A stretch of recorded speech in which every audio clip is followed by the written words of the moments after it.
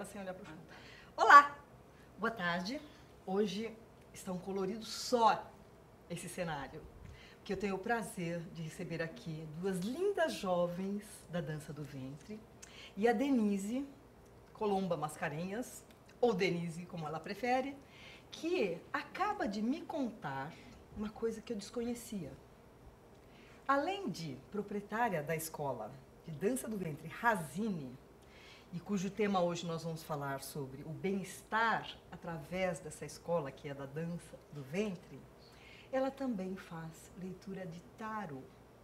Se ela já está me conquistando pela dança do ventre, Denise agora me ganhou por completo. Já estou marcando uma consulta. Denise, fala uma boa tarde aqui para os nossos internautas. Boa tarde. A Denise não era a pessoa assim que sempre sonhou em ter uma escola de dança do ventre. E quis, não o acaso, mas a sincronicidade dos fatos, que ela passasse a ter essa escola e cada vez mais e mais tivesse seus alunos nessa missão. Porque a dança do ventre é uma dança sagrada. Você pode contar pra gente um pouquinho? Desde quando existe a dança do ventre, como ela surgiu, pouquinha coisa. Então assim, Beth, na realidade não se tem certeza disso, né? Uns falam que a origem da dança do ventre é da Índia e que os ciganos passaram ela para o mundo inteiro, levaram ela através do mundo inteiro. E há relatos de que dizem que é do Antigo Egito, exatamente aquilo que você falou. Então é uma dança sagrada, então ela o quê? Era o culto à fertilidade e a preparação da mulher para o parto. Então não é uma coisa clara, sabe? A mulher grávida dançava? Dança até hoje, inclusive facilita muito o parto. É uma informação nova. Existem, por exemplo, movimentos ondulatórios, e claro, a gente sempre trabalha com um médico dando o aval de que realmente ela possa estar fazendo, que existem complicações. Mas, no geral, então, assim, quando uma aluna nossa chega e fala que está grávida e que o médico liberou, ela pode dançar alguns movimentos, elas não fazem, movimentos ondulatórios, nos 3 primeiros meses. Depois, não tem problema. A Ayla mesmo dançou até os 9 meses. Verdade, Ayla. E você sentiu que isso deu assim, uma mobilidade para você maior? Me ajudou muito no parto. É mesmo? Você fez parto normal? Parto normal. Que Demorei 1h30 para ganhar um bebê. Olha, então eu tô aqui com uma novidade que eu não esperava. Eu tô trazendo a dança do ventre para falar do bem-estar que ela possa trazer, o equilíbrio, a pessoa que faz essa dança, ela se sente mais relaxada, né? Ela alivia o estresse. O estresse, né? Trabalha a autoestima. Eu acho muito interessante, porque assim, eu acho fantástico, porque a dança não tem nenhum, assim, ela não tem nenhuma restrição. Quando a gente fala em bailarina, a gente pensa numa bailarina clássica, né? Então você vê toda magrinha, bonitinha. A dança do ventre não tem essa. Você tem que começar quando você é novinha. Hoje em dia já se faz balé com uma certa idade, mas quando eu era nova, não existia isso. Você tinha que começar com 4, 5 anos, senão você não podia nunca ser uma bailarina, né? A dança do ventre não existe nenhum tipo de restrição, nem de idade, nem de peso, nem de nada. Você tá me dizendo que se a titia aqui resolver fazer dança do ventre, ainda dá tempo? Muito. Eu tenho uma aluna na escola que ela começou aos 72 anos. Sim. Então você pode começar aos 3, pode começar aos 72. Quando eu comecei a fazer, uma aluna que fazia comigo, ela tinha 59. Nós duas estávamos começando, entendeu? Então eu acho fantástico por causa disso. Você não tem... A dança do ventre realmente é para a mulher. É para ela. A gente não vê nenhum homem fazendo dança do... Não existe o par, existe? A gente vê. Não, existe o DAB, que é dança, existe a parte masculina, da dança oriental. Né? Mas a dança do ventre mesmo, não. Certo. Até tem homens que fazem, né? Mas não é apropriado. Mesmo porque tem certos movimentos, como eu estava vendo aqui há pouco, que a gente estava passando o som, que, assim, dificilmente um homem conseguiria, né? Depois nós vamos falar desses movimentos, né, Juliana? Puxa, mas isso é muito interessante, porque às vezes a pessoa fala, olha, isso não é para mim. E, no entanto, eu imagino que você vai adquirindo a mobilidade, a flexibilidade, porque isso é uma coisa de flexibilidade. Então, ela estimula exatamente tudo isso. A flexibilidade, circulação, coordenação motora. Então, é muito legal, porque as pessoas chegam lá e perguntam, a dança do ventre emagrece? Ah, tá. Isso é uma informação. É um exercício como outro qualquer. Se você fizer só uma vez, por exemplo, a nossa aula tem 2 horas de duração. Uma vez por semana e não fizer mais nada, é claro que você não vai comer um boi? Isso. Mas assim, o que é legal é assim, independente de você comer um boi e fizer só as 2 vezes por semana, ela modela o corpo. Aí quando começa a modelar, é uma coisa que você vê mais rápido. Aí você acha que está emagrecendo, aí você se anima e uma coisa puxa a outra. É como se a gordurinha fosse pro lugar certo. Exatamente. Existe uma crença que a dança do ventre dá barriga. É fato? Não. Não. Não, dá pra ver aqui que não. Depois né? você vai ver as meninas. Depois vocês vão ver a falta de barriga daqui. Exatamente. Porque assim, para eles, eles têm uma cultura muito diferente da nossa, né? Então eles não gostam das mulheres. Aqui, pra gente, bonita é uma bailarina magrinha, né? Pra eles não. Não? Não. Não, assim, lá eles não gostam de mulheres muito magras, mesmo porque, para eles, a questão da mulher, ela estar bonita, cheia de ouro, mais robusta, né? Quer dizer que o homem é próspero. Ah, tá. Então, o que a gente tem da dança? As bailarinas antigas eram de lá. Então elas não são magrinhas. Então as pessoas veem, se você tem barriga, a dança do ventre não vai te tirar a barriga se você não fizer exercício. Abdominal específico. Exatamente, entendeu? Então por isso que as pessoas têm essa ideia. Então aqui pra nós, bonita é uma bailarina magrinha, pra eles não.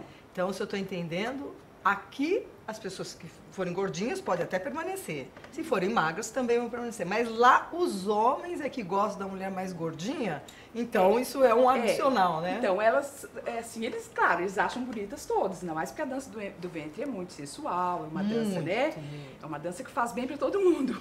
Pra quem vê, pra quem dança, né? Exatamente. Mas é porque lá eles têm essa característica, né? Eles não têm essas mulheres muito magras, não tem essa cultura nossa do culto ao corpo, que você tem que ser magra, linda, maravilhosa. É o modelo que a gente vê nas revistas, né? É duro competir. E muitas vezes aquilo não existe, né? Isso que fica muito, muito triste pra gente, porque aquilo não existe e tem muita menina que tá por aí tentando imitar, né? Isso que é. Sabe o que eu tava querendo saber? Ela era característica de uma classe mais abastada ou menos abastada na época? Não tem essa característica, porque a dança do ventre lá pra eles, para as mulheres, é como futebol pra gente. Assim lá ela não tem, assim, hoje em dia, mesmo naquela época, porque como é uma dança, além de ser sensual, expõe muito a pele, eles não gostam. Então existem homens lá que nem para o marido ele permite que ela dance, porque não é bem visto. Mas elas aprendem entre elas. E como que administra isso? Se eles não gostam e as mulheres estão propensas, estão querendo conquistar aquele seu espaço... Elas dançam entre elas. Tá entre fechadas. elas, só com as mulheres, sem os homens. Tá. Quando o marido permite, o pai permite, elas dançam entre família. No Egito, as que dançam são as estrangeiras. Porque o pessoal de lá mesmo não dança, não é bem visto. Entendi. Exatamente por essa exposição do corpo, entendeu? Eles não gostam. É porque é meio antagônico, né? Eles têm uma cultura assim super restritiva com a mulher e de repente as mulheres, vocês vão ver daqui a pouco, a roupa é bem sensual, deixando as partes de fora, né? Mas na realidade isso foi Hollywood que trouxe, né? Porque aí isso foi meio um teatro, entendeu? Entendi. Porque não é assim, porque elas dançam, por exemplo, elas dançam com a roupa que elas têm lá e que a gente acha diferente porque as roupas delas são diferentes As da roupas nossa. delas são praticamente... Entendeu? É claro, não são as roupas que as meninas estão agora, mas elas têm umas roupas diferentes, entendeu? Deu pra ver naquela novela que... Exatamente, Foi Caminho das... né? Qual foi? O Foi Clone? O Clone foi que o tinha essa Clone, dança. A Giovanna exatamente. Antonelli, aliás, Isso. representou bem, né? Foi bem. Acho entendeu? que ela ficou meses pra aprender, não? Parece que ela demorou Isso que eu um queria pouquinho. saber. Quanto tempo leva pra dançar que nem essas jovens que eu vi aqui? Como elas, É. no mínimo uns 4 anos, mas Tá. não chega ao que elas estão dançando agora. Tá. Mas assim, uma aluna entrando agora, você fala, como que eu consigo? Em 6 meses você tá dançando, porque assim, em 6 meses você já consegue fazer uma coreografia, você já tem os passos básicos. Então assim, claro, você não está dançando bem, mas é bom porque você vê o resultado. Você já dança. Quando se chega para uma primeira aula, eu imagino que as pessoas estão duras. Sim. Porque para qualquer coisa a gente já é dura, alongamento, você demora para esticar.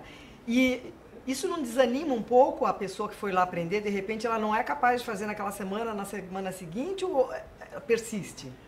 A desistência muito rápida? Não, assim, é difícil você, é uma coisa que você aprende, mas é como você aprender a ler, como aprender música, Tá.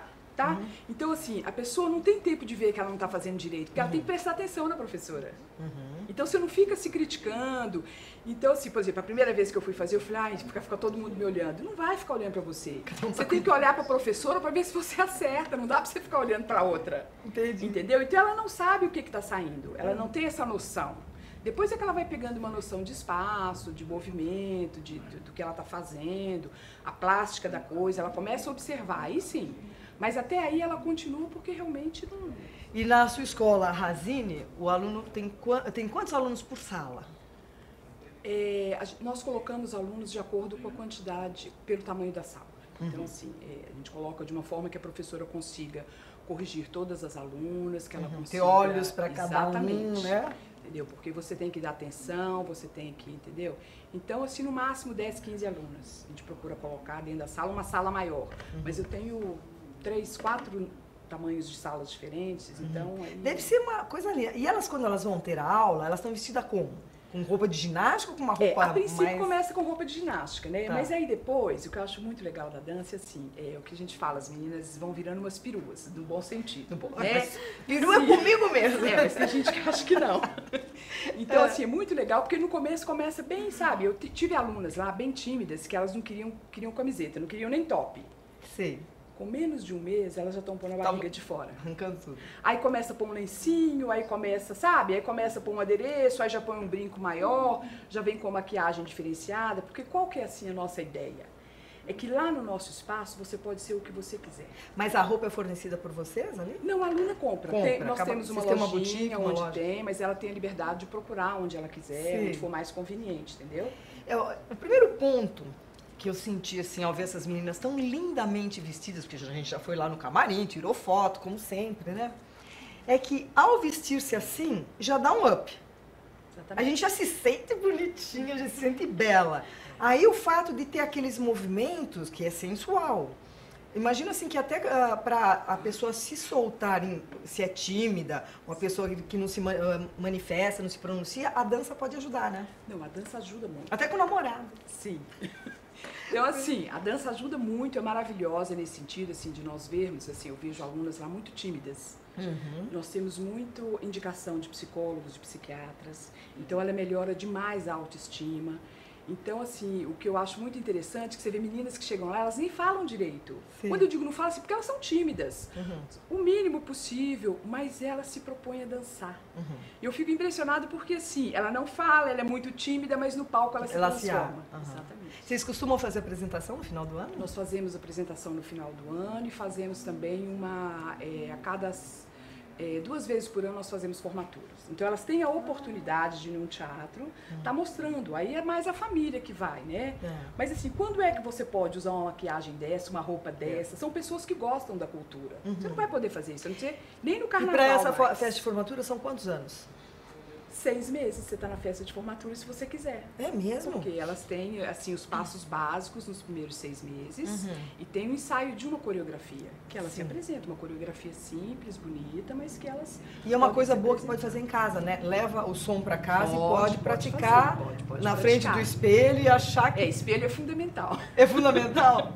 Nossa, mas ó, eu sou uma candidata, lá em casa vão falar assim, você é louca, né? Vai inventar mais uma, que horas? Mas eu teria muita vontade. Pode fazer uma aula experimental? Lógico, pode fazer uma aula experimental. Eu vou. Quem sabe, né, no final do ano eu trago vocês para fazer uma apresentação aqui. Topam, meninos? Uma apresentação no fim do ano? E a tia vai dançar junto. Ai, seria ótimo! Nossa, gente! Me conta, o que caracteriza o estilo egípcio? São passos, são movimentos mais lentos, menores. E elas marcam muito o instrumento, tá? Elas escutam o instrumento e marcam. Eu percebi que dá um break, elas dão a paradinha. Então, elas estudam o ritmo, elas têm que ter um bom ouvido, aprendem a ouvir e marcam. Uma boa bailarina, ela vai marcar o que tem, o que o instrumento está fazendo. Então eu vou pôr em prática. Eu sempre gostei de visualizar, que a gente aprende tanto pelo ouvido, como pela visualização, pelo sinestésico. Isso que vocês vão ver agora vai atingir esses 3 requisitos do ser humano. Eu vou chamar a Ayla, vou chamar a Juliana para poder demonstrar para vocês o que é uma dança do ventre. E antes disso, eu vou perguntar para vocês, pode ir tirando esse hobby lindíssimo aqui, na boa, vai ser lindo vocês fazerem isso. Eu queria saber, você falou do movimento mais curto, tem assim denominação igual ao balé clássico? Tem. Os todos os passos. Cada os passo movimentos, tem nome, tem tudo. Faz favor, direitinho. meninas, venham aqui pra frente. Aí eu acho que elas falam com mais propriedade, né? Então vamos lá, vamos perguntar. Me mostra um passo que você possa dar o nome e mostra ele pra gente. Então, vou mostrar Olhando pra câmera. os 8, pros nossos que internautas. são os passos iniciantes que a gente começa a aprender bem no início do curso. Então, os movimentos sinuosos, né? Faz parte deles. 8 pra frente. Jesus, eu 8 quero pra fazer isso. trás. Você pode. Esse é o chamado 8. Esse é o 8 pra trás. 8 pra cima. E 8 pra baixo. Que é o 8 maio também. Esse é o mais difícil. É o mais difícil. Meninas, vocês estão prestando atenção, né? O tamanho da barriga das garotas aqui, né? Juliana, mostra um passo aí pra gente. Dá o nome de um passo, mostra pra gente. A gente aprende no básico 1, que é o primeiro passo, o básico egípcio. Então, o básico egípcio é a base de tudo. Tá, olha pra câmera e Então, mostra. a gente fica sempre na pontinha do pé, Tá. que essa é a posição da bailarina. Fica na posição dos braços, sempre com os braços esticados, né? E a gente vai dar um chutinho. Então, Tá. uma batida lateral que a gente fala e o chutinho. Batida, batida. Eu imagino, Esse é pelo o que a gente básico. vê na ginástica, que tudo que você faz pra essa região, ela afina a cintura. Isso Afina. certamente afina a cintura, Sim. não é? O próprio jogar o tênis, quando você vira, você tá... É. Então, isso aí, já vou praticar em casa. Como é que tá a nossa técnica? Dá pra sair o som já? Então, vamos lá. Vamos ver as meninas, então, num número. Tem um nome essa dança? Esse É número? percussão. Per- Percussão Unterbach. Ah, tá. Vamos lá.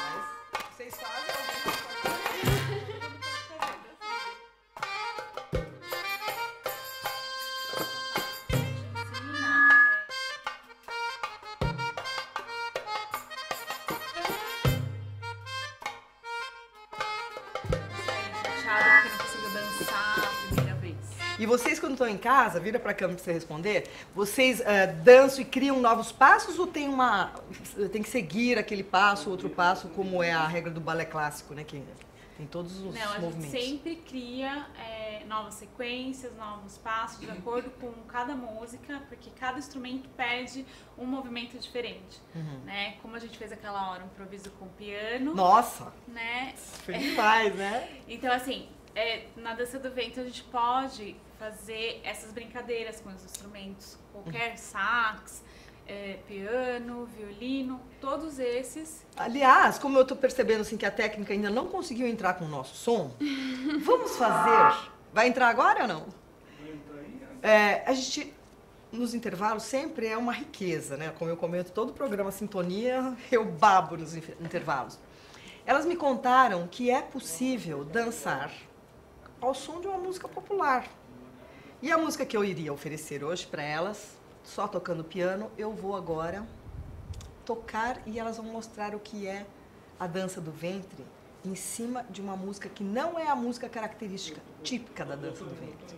Então, e no próximo intervalo, se tudo correr bem, a gente reza aqui e vai sair o nosso som lá. Pode ser, meninas? Sim, claro. Então vamos lá. A música que eu vou oferecer hoje, depois que eu vi as fotos, falei, eu tenho que escolher essa. Ela chama-se She, foi gravada pelo Charles Aznavour.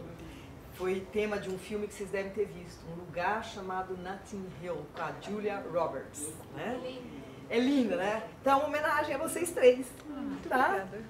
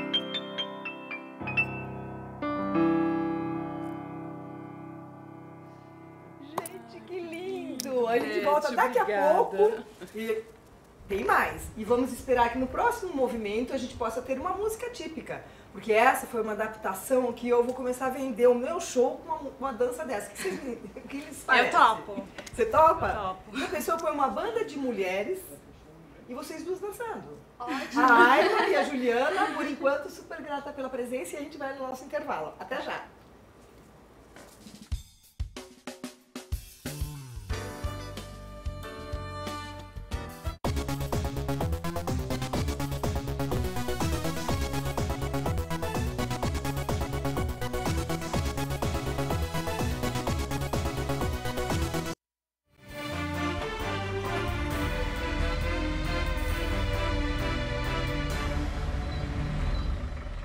Olá, internautas, programa Tribuna do Consumidor Itinerante. Eu tenho o prazer de hoje entrevistar a doutora Zélia Luiza Pierdona, que é procuradora federal em São Paulo e professora do Mackenzie. Doutora Zélia, sua especialidade, pelo que eu pude perceber, é aquelas 4 siglas que dão medo no brasileiro, INSS. É isto? Na verdade, Previdência Social. O INSS, ele cuida de um dos ramos da Previdência Social. A Previdência Social brasileira, ela é obrigatória e complementar. A obrigatória, no Brasil, se divide em 2 regimes. O regime geral, que atende todos os trabalhadores da iniciativa privada, e o regime dos servidores públicos, que cobre e protege os servidores titulares de cargos efetivos. Então, quando a gente fala de INSS, nós estamos falando de regime geral de previdência social. E eu gostaria só de pontuar que, desde 99, os dois regimes estão se aproximando muito. E, certamente, num futuro não tão longo, nós vamos ter um regime único. O que é muito bom para o Brasil. É bom, porque acaba igualando, né, as pessoas. A ideia de direito social é a igualdade.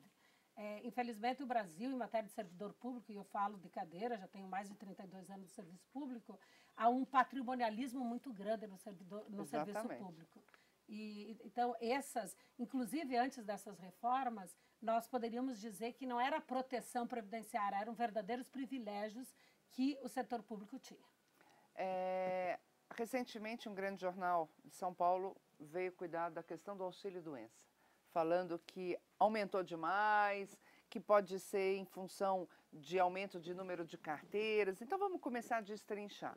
O que é auxílio-doença, doutora Zé? O auxílio-doença, ele é um benefício previdenciário e ele é devido quando o segurado da Previdência Social fica incapaz para o trabalho temporariamente.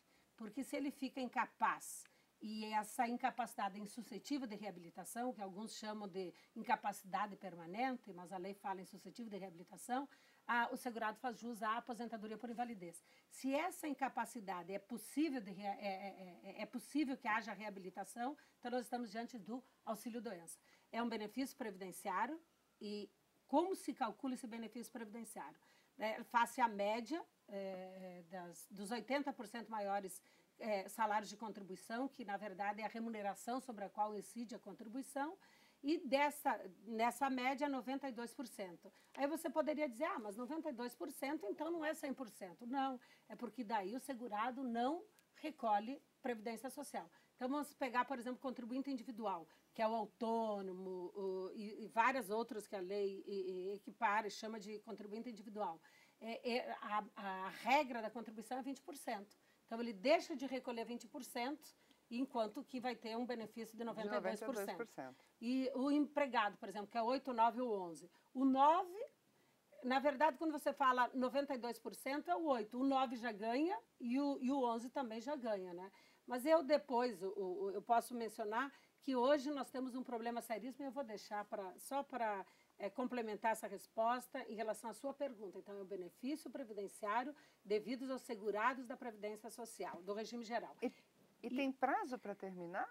Na verdade, é assim, a ideia do auxílio-doença é que, enquanto o segurado esteja em auxílio-doença ou aposentado por invalidez, a Previdência Social deveria reabilitá-lo, tá, para uma outra atividade ou reabilitá-lo pela atividade.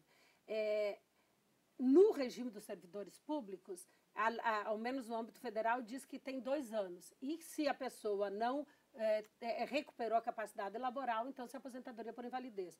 Na Previdência Social, no regime geral de previdência, que é do INSS, não há prazo. E nós temos situações de pessoas com mais de 6 anos recebendo auxílio-doença. Mas está errado no seu conceito, na sua interpretação, porque ou ela entra na categoria de aposentadoria, né, porque acaba, inclusive, onerando o próprio INSS. Sim e não, porque assim, há um conceito, principalmente em relação à população, de que a pessoa que está aposentada por invalidez não precisa mais fazer perícia médica. A legislação determina que mesmo aposentado por invalidez se submeta num período, que depois o decreto diz que é 2 anos, a uma nova perícia para verificar se persiste a incapacidade. Então, assim, eu conclamo a todo internauta, que pense que a Previdência Social é um patrimônio de todos nós brasileiros. Todos nós, no futuro, vamos estar incapazes para o trabalho, ou presumidamente ou efetivamente. Todos nós temos um papel importante em garantir que a Previdência Social proteja os trabalhadores de hoje e os trabalhadores de amanhã. A isso eu tenho chamado de equidade intergeracional. Eu acho que ficou muito claro para a gente hoje a importância de se manter o sistema, de se pensar no amanhã, a importância de nós, brasileiros, não só exigirmos nossos direitos, mas começarmos a cumprir os nossos deveres, que é de fiscalizar sim, que é de estar atento, que é de cobrar, de observar. Vamos acertar a casa, não é isso? Vale também. Até mais.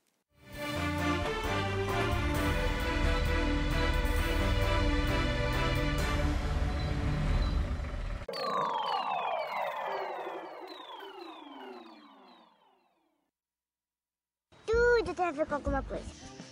De onde vem a água que a gente bebe? Da torneira. Ih, nada a ver. Vem dos rios que nascem da mata. Sabia que a gente só respira por causa das árvores? A árvore respira? Respira. A árvore respira.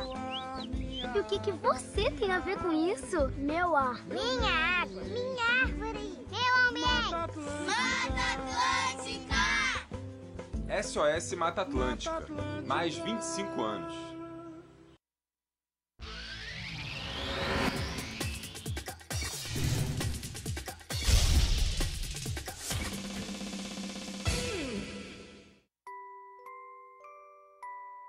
As nossas recordações são os nossos maiores tesouros. Carregamos durante toda a nossa vida. Manipular, distorcer ou implantar falsas memórias, além de ser uma violência, é crime. Somos responsáveis por esse tesouro. Não promova alienação parental.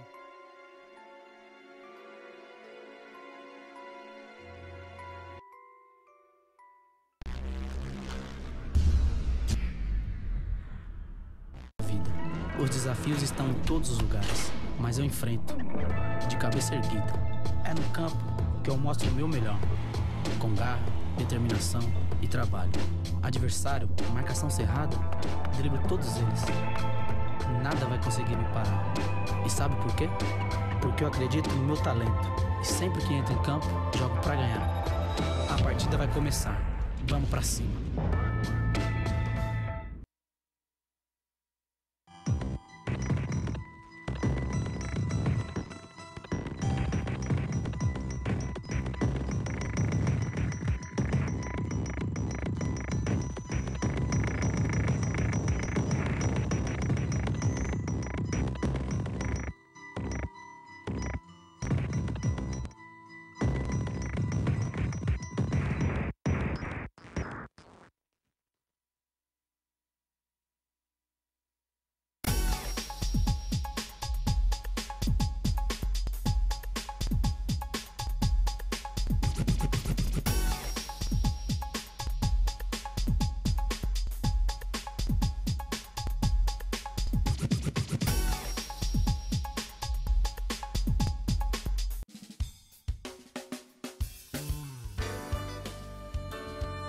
Estamos de volta e eu diria que, tanto quanto entrevistar pessoas interessantes que vêm ao meu programa Sintonia todas as quintas, é uma delícia o pré e o intervalo. A gente fica sabendo um monte de coisa. As meninas acabaram de me falar agora há pouco que muitos homens agora estão aderindo à dança do ventre. Aos poucos eles também vão conquistando esse espaço, né? Já que a mulher domina tudo, né? E diz que muitos apresentam bastante facilidade. Antes que eu volte a falar da dança do ventre, eu vou fazer um parênteses. Não estava na nossa pauta. Eu fiquei sabendo com a Denise, quando caminhávamos para cá, que ela tem uma função, muito antes de ser proprietária da Escola Razine de Dança do Ventre, ela tem uma atividade que me encanta, que me apaixona, que até eu gostaria de ser uma dessas pessoas. A Denise é uma daquelas pessoas que tem uma sensibilidade nata. Ela lê cartas de tarô, que para mim é muito interessante. Busco e ela está do meu lado estudando cabala e a gente não sabia, eu não sabia desse fato. E eu vou perguntar agora, querer saber como é que se descobre essa sensibilidade, esse dom, porque quem lê tarô é para ajudar os outros, jamais é no sentido de prejudicar, e é um bem que ela faz, e é uma missão. Denise, quando foi que você descobriu que você teria essa capacidade de compreender o próximo, de poder ajudar? É assim, eu falo que eu já nasci assim, né? Porque desde pequena que eu escuto outros seres conversando comigo. Olha para a câmera e fala o que você escuta. Não, então assim, eu escuto, desde pequena eu escuto e vejo, né? Então assim, eu escuto quando falam, às vezes eu chego perto das pessoas, eu sei o que ela está sentindo. E eu nunca comentei porque eu achei que isso fosse normal. Achei que todo mundo escutasse, que todo mundo, né? Criança que somos, a gente não tem esse... eu nunca falei. Então, nunca me disseram que não podia. Tá. Então, assim, porque quando a criança começa a ver coisas, que toda criança vê, né? Antes até os 5 anos, né? Até 5, 7. Começa a ver, os pais começam a falar que não, que isso não existe, que não pode. Pode e existe. E como eu não falei, porque para mim era tão frequente, com uma frequência tão grande, que eu pensei que todo mundo tivesse a mesma coisa. Você não fala, olha, eu respiro. Mas você tinha medo ou não? Não, para mim era natural, porque eu via, eu conversava com eles. Seres que você via assim ao seu entorno que não eram seus parentes? Sim, outros seres. Às vezes eu estava assim, brincando. É muito engraçado que uma vez eu vi no berço um ancião, que ele pediu para eu chamar ele de velho. Eu vi, e para mim era normal, eu sempre o via. Aí, quando eu tinha 16 anos, um primo meu do Rio de Janeiro mandou umas aquarelas, que eu não conheço, o Flávio, mandou umas aquarelas para minha mãe, e uma das aquarelas era o velho. Nossa. Eu fiquei impressionada. Você tinha que idade? Tem um turbante. Eu tinha 16 anos quando isso aconteceu, mas eu vi ele no berço. Tá. De quando eu era pequena. Então, assim, quando eu vi, eu não acreditei. Eu falei, nossa, é o velho que estava ali, você entendeu? Eu falei, nossa, que fantástico, né? Então, assim, aí eu comecei, aí eu sabia o que estava acontecendo. E teve uma época, assim, que eu comecei a saber quando as pessoas iam morrer. Aí eu fiquei muito preocupada, porque eu achava que eu tinha que fazer alguma coisa, você não tem que fazer nada. Eu tinha essa sensibilidade. Então, para controlar, eu comecei a pegar as cartas, porque eu chegava perto das pessoas. Isso que eu ia te perguntar. Como é que, dessa sensibilidade, você se direcionou para ler o tarô? Porque eu chegava perto das pessoas e, sem elas perguntarem, eu falava coisas. E você não tem esse direito. Mas eu escuto o que eu estou falando e eu não tinha controle. Então, para controlar, eu comecei a pegar as cartas. Porque aí, com as cartas, eu podia falar sem assustar. Tá. Entendeu? Então, assim, aí você pega a carta porque a pessoa quer. E mesmo porque você não pode chegar para uma pessoa, às vezes ela não acredita, ela não quer, ela não gosta. Perguntou. Principalmente ela não te perguntou. E eu ia falando, e falando, e entendeu? E é desagradável. Porque... Isso está sendo muito ilustrativo, porque eu acredito muito em seres que nos acompanham, acredito em pessoas com essa sensibilidade. Grande parte das pessoas não acreditam e tudo bem, não é a verdade absoluta. Porém, hoje nós estamos trazendo aqui a Denise, que é uma pessoa que comprova isso. Quando ela chegou, ela já me falou uma coisa que eu arrepiei. Depois nós vamos falar sobre isso. Então, se vocês estão percebendo que uma pessoa está dizendo que desde que ela era criancinha, ela percebia sons, percebia pessoas, e depois ela direcionou para um método menos assustador, que foi o tarô, vamos considerar que há muita verdade nisso, né? E eu queria que você dissesse mais, como é que seus pais encararam isso? Quando foi a primeira vez que você falou para os seus pais que você tinha isso? Meu pai era muito católico, né? Então isso era coisa do demônio, não podia. Então por isso que eu tive que procurar. A minha mãe, por sua vez, não entendia muito, ela também vê, ela também tem essa sensibilidade. Menos isso mal, é uma coisa, né? Das mulheres da família, na realidade. Minhas filhas, todo mundo tem.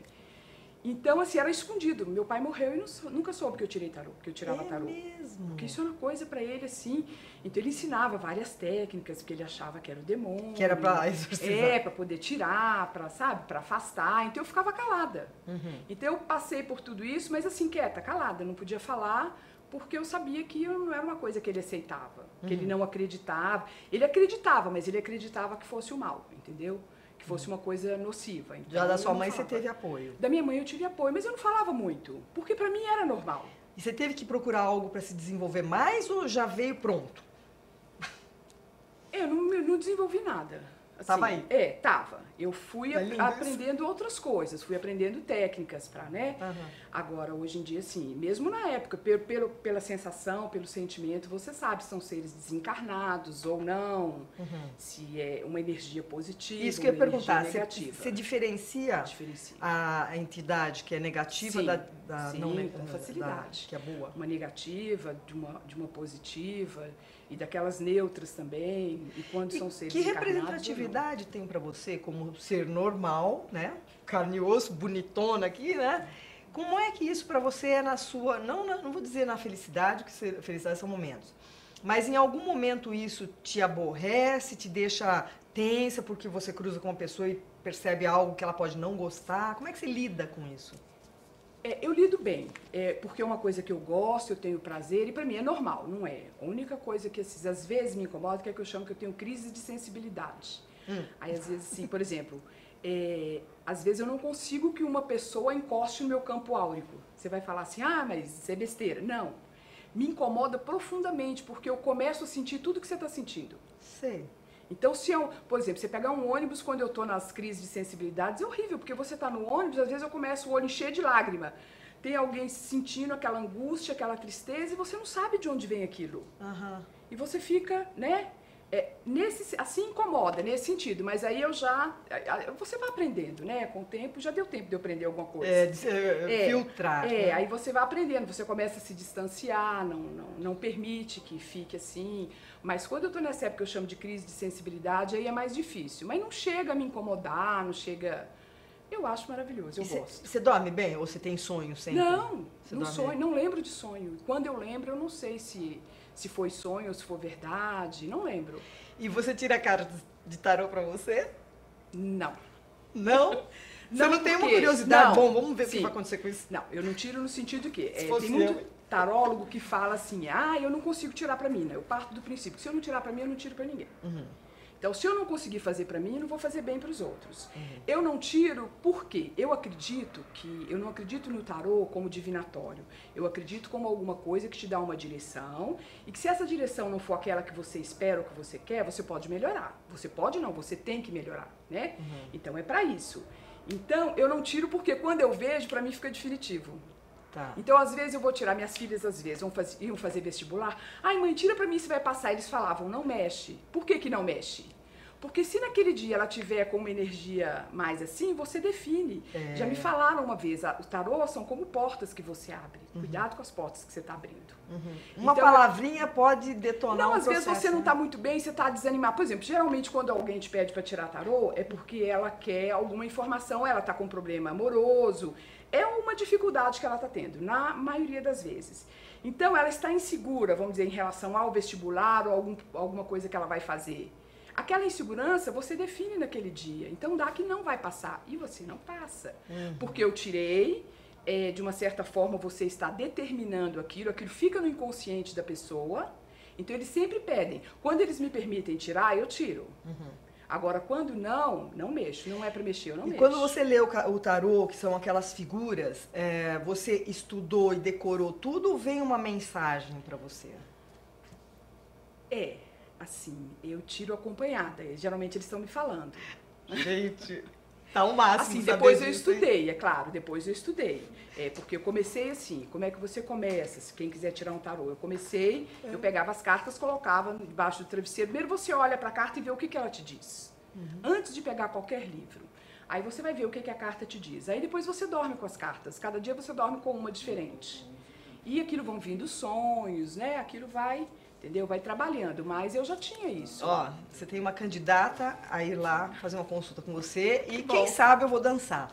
Voltando para a nossa dança, antes eu queria que você desse o seu telefone aqui, como é que se marca uma consulta para leitura de tarô. Pode olhar para o nosso público e dizer. 994-939711 e o da escola é 3542-8991. No mesmo lugar que você tem a escola de dança, você também atende? Atendo. Muito bem. E as meninas se beneficiam de tudo isso? Uma vez por ano, sempre no começo do ano, eu dou uma tiragem de tarô para as alunas. Né? Já é uma benção, hein? Que escola boa essa, porque juntou as duas coisas, né? Puxa, que bacana. Me fala uma coisa, mesmo as pessoas que são mais gordas, elas podem fazer sua aula?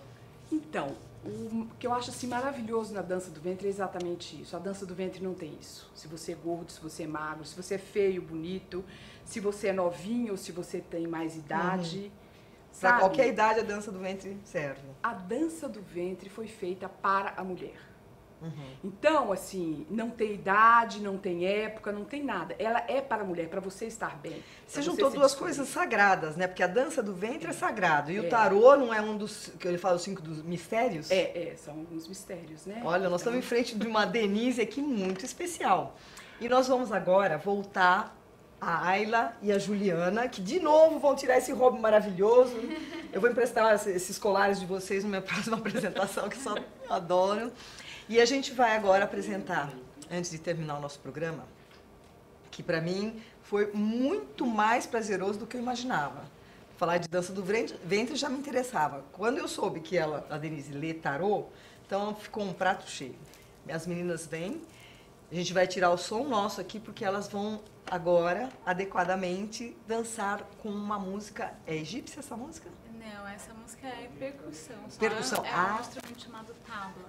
Tá. Pode falar para o público, por favor? A gente vai dançar ao som do instrumento que é o tábua. É um instrumento egípcio e é uma dança bem legal porque dá para brincar e dá para ver bastante dissociação. Muito bom. Então, vamos lá?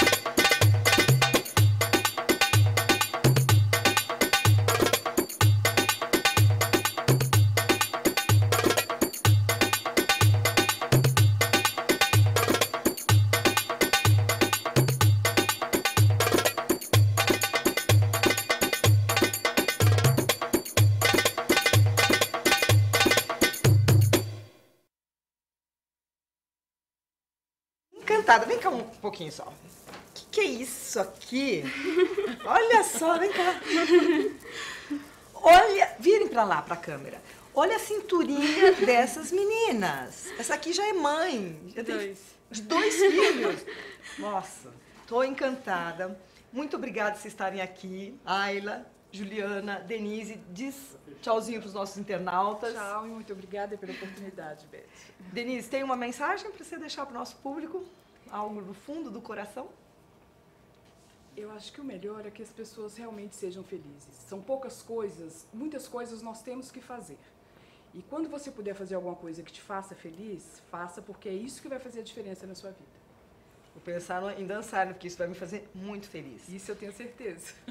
Deixo vocês agora para um próximo Sintonia na próxima quinta-feira, que eu vou trazer falando sobre laser para a pele, com o Dr. Aldo Toschi, um famoso dermatologista, vem dar aqui algumas lições para a gente, para cuidar do corpo como um todo e cuidar do rosto.